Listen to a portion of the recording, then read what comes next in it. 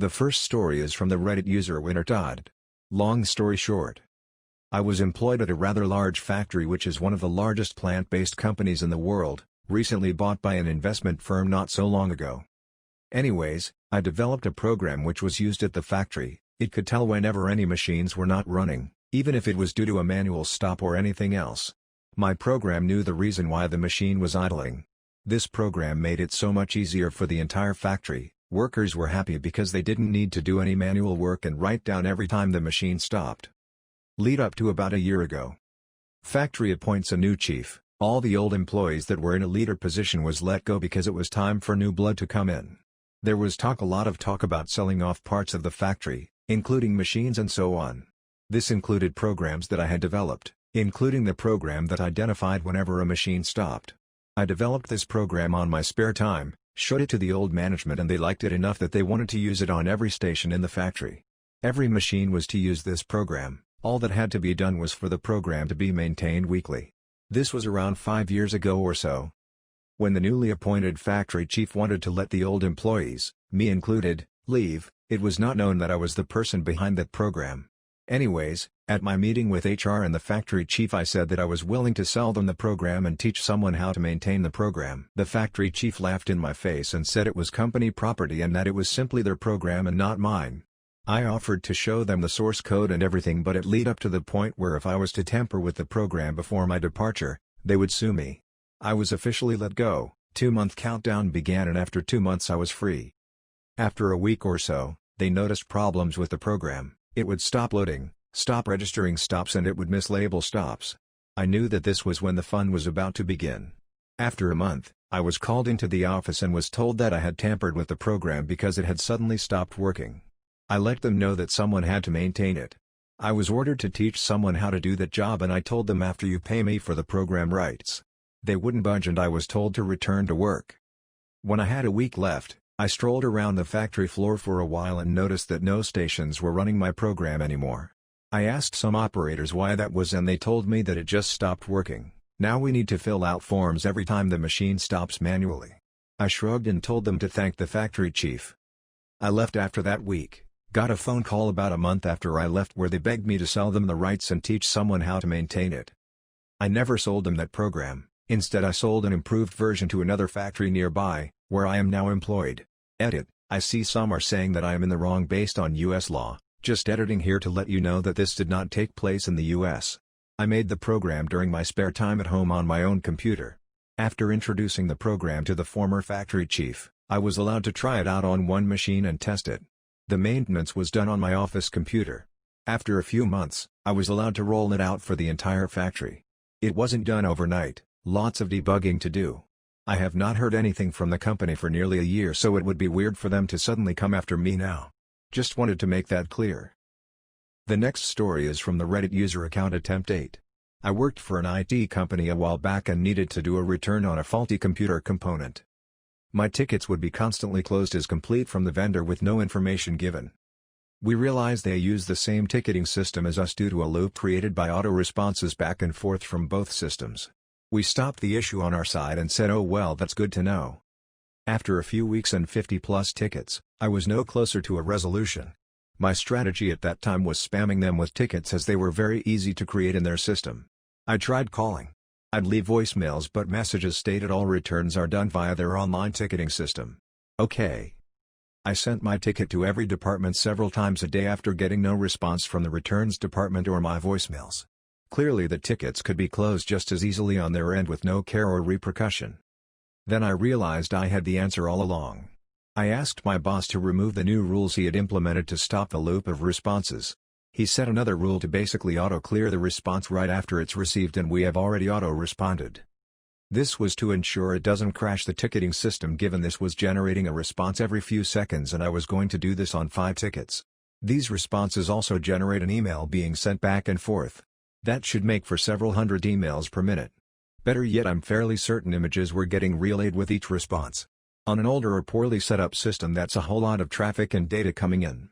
Even worse if no one there knows what's happening or how to stop it. Many companies don't have an IT department due to overall need. They outsource to companies like mine to fulfill those needs. It took less than an hour. We received a frantic call from the vendor asking to stop the auto responses from our system because they didn't know how.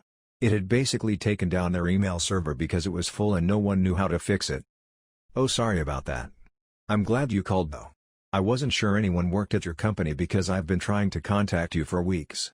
We didn't notice a problem on our end, but we can see what's going on now. Must be a different setup. Weird. I had a credit for the part before we ended the call. I hung up the phone victorious, called the boss, and told him to put the reel back. We never bought from them again. The next story is from the Reddit user X3Nobius. I used to work as junior admin for a medium-sized web hosting company. The actual job title went a little bit different, but junior admin is essentially what the work amounted to. The team I worked for is a sort of white gloves premium managed hosting service with a fairly steep monthly cost, intended to provide hosting support to mostly medium businesses that were paying for fairly high-powered VPS or dedicated servers, or several. On my first day on the team, I had my first interaction with one of our regular callers we'll just call Dan. Dan is extremely paranoid about his server security and virtually everything running on his server is completely customized with third-party software we do not provide support for. I later found out that everyone else on the team intentionally avoided picking up Dan's chats, and letting me walk into that interaction with Dan blindly was a sort of welcome to the team hazing ritual. When you initiate a support contact, be it via support ticket, chat or phone, you have to provide either a password, pre-generated access hash or passphrase set up by the account owner before providing support and disclosing potentially sensitive customer information. Any one of these three methods would serve to verify account ownership and allow full access to the account, including making additional purchases, canceling services and pretty much anything else. This was not secure enough for Dan. Dan insisted that before any support is rendered, two of these methods have to be provided. As company policy only calls for one, Dan's preferences were simply annotated as a sticky note on the account, which is easy to miss. In my first interaction with Dan, he voluntarily provided only one of the verification methods, and after verifying it checks out, I began addressing his support issue. Dan flies off the handle and loses his. Because I did not prompt him for a second verification method and launches into a really long and drawn-out lecture on keeping his account secure. He eventually calmed down enough to let me do my job and provide him with support. Fast forward a few months and more than a few additional interactions with Dan, raising support tickets for asinine questions like who owns this IP address that shows as having been blocked in my firewall logs? I demand a full security sweep of my server to make sure it wasn't compromised. I see that Dan shows up as waiting in the chat queue and groan to myself. The only other admin that worked that night was on lunch, and I was scheduled to go on lunch right as he gets back. Not only is interacting with Dan a complete nightmare, he also take forever to get to the point, and it looked like lunch wasn't going to happen anytime soon. I accept the chat. The user provides the first verification method and dutifully I asked for a second verification method, not about to be yelled at a second time by Dan. The second verification method checks out too. I ask how I can help and the person on the other end goes, "This isn't Dan, I'm his developer. Dan hasn't paid me for my work, so I want you to delete everything on the server." Working in this industry, I've come in contact with more than a few attempts of social engineering and was completely taken aback by this guy's candor. He clearly knew our company policies and knew that as long as the caller was able to verify the account and provide the necessary credentials, we would be forced to comply with their request. I quickly performed an external backup of all of Dan's files. The person on chat did not ask me to delete backups, nor did he ask me not to take any, and deleted all of the site files, effectively taking down Dan's website. I will admit that this felt extremely satisfying, and taking a backup of Dan's stuff was a courtesy that I did not have to perform, given the circumstances, but knew my life would not be made easier if I hadn't done so.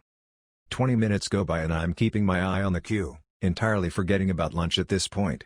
I knew Dan would call any minute now and that I would not be able to dodge his calls at this point. Sure enough, Dan's call, no chat this time, comes in.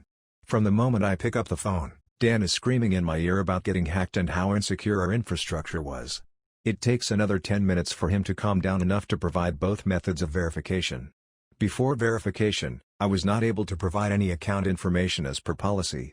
Once he was verified, he demanded to know what happened to his website, and with a calm I didn't really feel, I told him that was me. "I deleted your site, Dan. Your developer started a chat and was able to provide both of the verification methods on your account, confirming account ownership. As per policy, this provides him with full access rights and we are obligated to comply with the requests. This is not the kind of access a security-minded individual such as yourself should have given out to a developer you stiffed on his bill.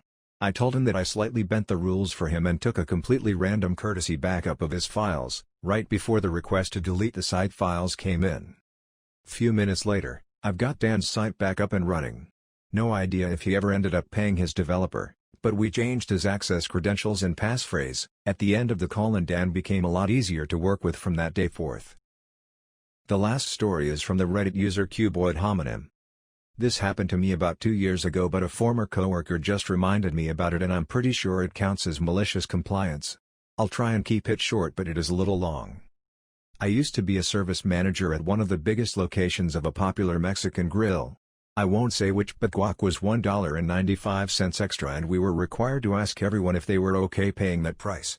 One Sunday morning, our second busiest shift of the week, 2 of my line people called out, so we were struggling to get all of our prep done before opening at 11. We are just wrapping up when in comes Karen 10 minutes before opening through the side door marked employees only with 15 preteen girls in tow. My cook recognizes her as she regularly comes in during the dinner shift and is extremely abusive and cruel to all the Latino workers. Karen tells me they can order whatever they want, throws her credit card at me and goes to sit down at a table and diddle on her phone. Now I can't ring up her order without her standing there because of the company rules, and I am 30 weeks pregnant and just want to take my break. I prego waddled over to Karen's table to try and inform her of that when she literally flicks her hand at me to dismiss me.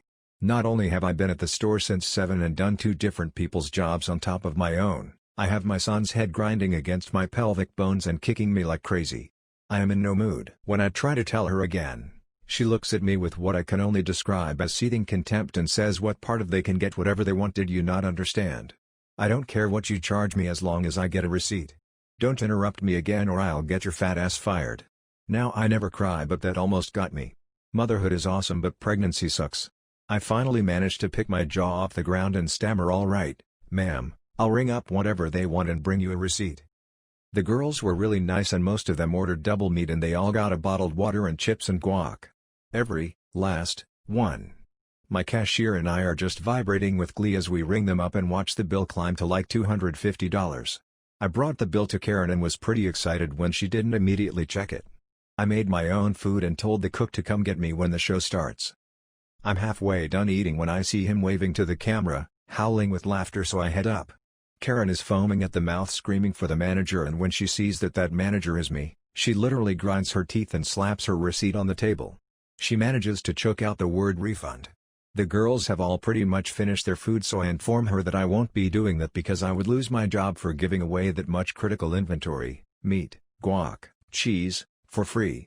Then I gently remind her that she told me twice that they could get anything as long as she got a receipt. She just keeps demanding a refund and calling me stupid and fat, again, pregnant. At this point, her screaming is holding up the very long line and customers are shouting at her to just leave. That's when she pushed me effing hard. My cashier caught me so I didn't fall down, but 2 of our regulars, who are police, see it and immediately cuff her. In this state, any use of physical force against a pregnant woman is classified as aggravated battery or something like that. I felt bad for the kids and I was fine, so I kept telling them I didn't want to press charges, but they said that at that point it didn't matter because the woman had done it in front of on-duty officers, so she getting arrested. They had to call the kids' parents to come get them because she was their church's youth leader and get statements. My general manager came in and let me go home with a full day's pay. She tried to take the case to trial, but they had video and like 20 witness statements, so she ended up taking a couple years probation or something. All because I did exactly what she told me to. Thanks for watching today's video. If you liked the video you watched, you can subscribe to my channel and like the video for more Reddit videos.